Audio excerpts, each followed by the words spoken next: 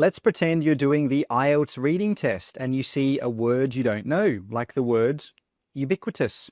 What should you do? How should you handle it? Well, in this lesson, I'm going to show you what to do when you don't know a word in the IELTS reading test, especially if that word is going to help you to get an answer correct. But before we get started, if you want a full step-by-step system for getting band 7 or higher in the IELTS test, make sure you check out our full preparation course in the description below. It's going to teach you how to handle every part and every question type, all from the comfort of your own home. All right, let's get started with method number 1, which is use the context. Now, the first thing we need to talk about is the meaning of context. So context is the information around something that helps you to understand what it means.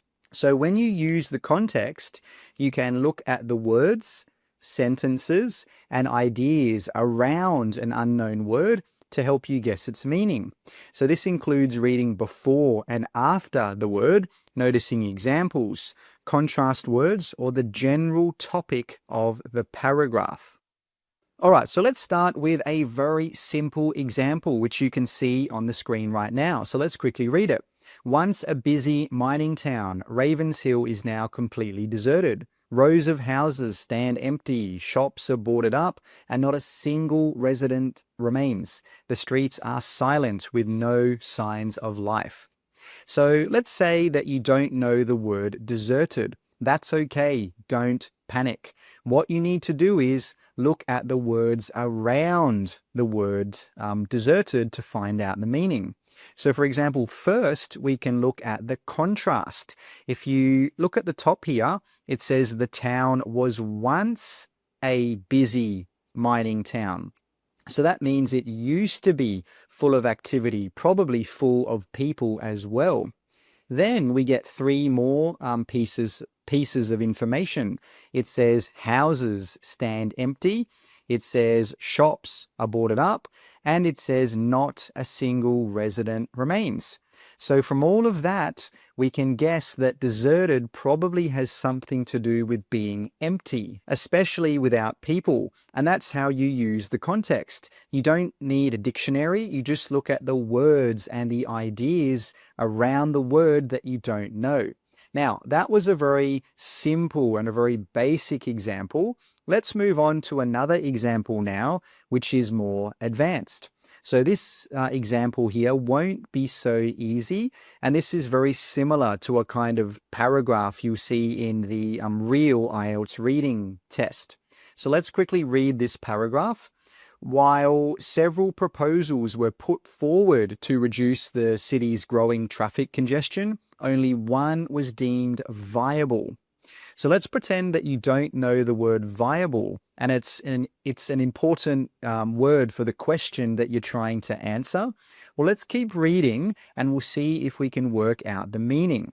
So after that, it says the others required extensive funding, long-term infrastructure changes, or public cooperation that seemed unlikely. So all of these things appear to be negatives. They appear to be problems. But then after that, it says in contrast. So we can guess that the first plan up here, this one that was deemed viable, didn't need this extensive funding, this long-term infrastructure changes, and the public cooperation, because it says in contrast. And then it says the selected plan could be implemented, within 6 months, use existing road networks, and had already succeeded, blah, blah, blah, blah, blah. So what do you think the word viable means after reading all of that? Well, the word viable probably has something to do with something that is possible and can work successfully. It's something that can be done. So again, you can see there how we can guess the meaning just by looking around the unknown word that we don't know. So that's the first and the most useful strategy. Use the context. Just look at the sentences around it and make a smart guess using, all of the information that's already there. Now let's move on and have a look at another method. We're going to look at the second method, which is ask what the word is doing in the sentence. What I mean by that is look at how the word is used in the sentence. So for example, is it a noun? Is it a verb? Is it an adjective? Even if you don't know what it means, this can help you understand what kind of word it is and what kind of idea it gives. So for example, is it a thing? Is it an action? Is it a description? So now let's look at a simple example of this method. Let's quickly read this short paragraph. The new machine was designed to reduce the amount of time needed to complete the task. During testing, it was clear that the machine was very efficient compared to older models. Engineers noted that it completed the same work in half the time and used less energy. So let's pretend that you don't know what the word efficient means. Well, the first thing you can do is think about what part of speech it is.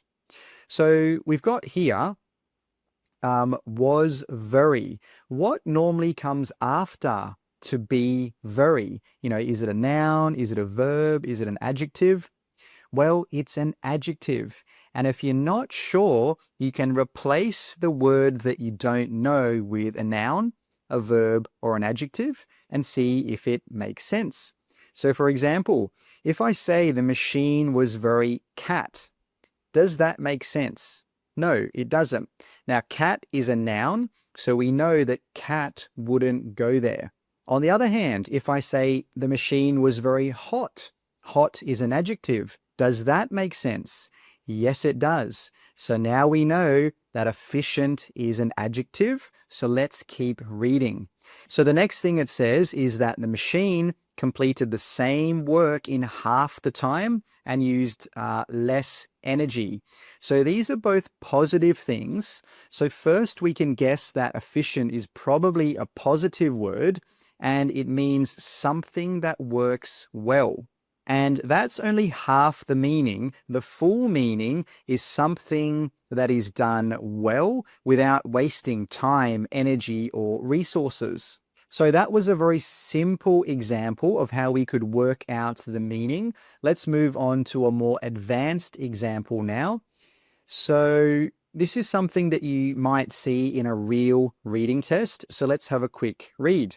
In response to growing concerns about employee burnout, the company introduced flexible working hours and mental health resources. These measures were designed to alleviate stress and improve overall productivity. Early feedback suggested that staff felt more supported and engaged. So let's pretend you read this and you don't know the word alleviate. Well, let's start with what part of speech it is.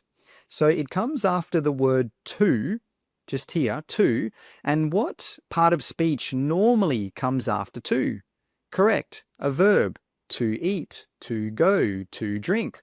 So the word alleviate is a verb. Now let's go back a little bit and you'll see here that it says there were concerns or worries about employee burnout. So maybe employees are stressed and exhausted or, just very tired. And then it talks about two things the company did. So they introduced flexible working hours and mental health resources. And then it says these measures were designed to alleviate stress. So the problem is stress, and these things that the company has introduced are trying to fix that problem. So what do you think alleviate means? Well, alleviate means to make something less bad. If you alleviate something, you help reduce it or make it easier to deal with, like stress, pain, or a problem. So there you go. Even if you don't know the word, just looking at how it's used in the sentence can help you to know what it means or just to get the overall meaning of the word. Now let's move on to the third strategy now, which is just ignore the word. What I mean is, look at the rest of the sentence and focus on the words you do understand. Even if you don't know one word, the other words around it can help you guess the meaning or still understand the main idea. So let's start with a very simple example here. The hotel lobby was beautifully decorated with flowers and paintings. The chairs looked soft and comfortable, and the lighting was warm. At the center of the room stood a large, ornate fountain. Now let's pretend you don't know the meaning of ornate. Well, does it matter? Not really, because the rest of the paragraph is pretty easy to understand. It talks about a beautifully decorated space. It talks about having chairs that looked soft and comfortable.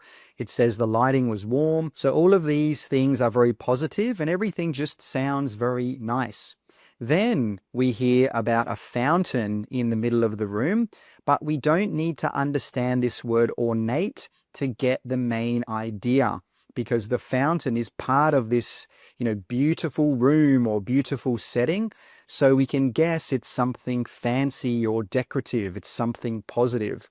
But even if we're not sure, and we just ignore it, and we just read at the center of the room stood a large fountain, well, we can still get the overall meaning of the paragraph. Now let's move on to a more advanced example. So let's quickly read this paragraph together. Researchers observed that participants who practiced mindfulness regularly showed lower levels of stress and improved concentration. The data suggested that the brain responds positively to this type of training over time. While the exact mechanisms remain unclear, the benefits of such a disciplined routine were evident across multiple studies. So let's pretend you don't know or you don't understand the word mechanisms. Does it really matter? Well, let's pretend we remove the word mechanisms entirely. We remove it completely. Well, we can still understand the meaning because it's just saying something is unclear. It says, while the exact something remain unclear. Something is unclear. Something is unknown. We don't know exactly what's unclear, but we know something is unclear. And if you keep reading, it says that the benefits were evident. So the benefits of such a disciplined routine were evident. In short, it's saying that something wasn't clear, but there were benefits. And these benefits were shown in multiple studies. And that is the point of this strategy. If a word doesn't stop you from understanding the main idea or answering the question, just skip it. Just keep going. So they were just some strategies. If you want to see how to do real reading passages for IELTS, check out this playlist right here. Thanks for watching. Take care and see you in the next lesson.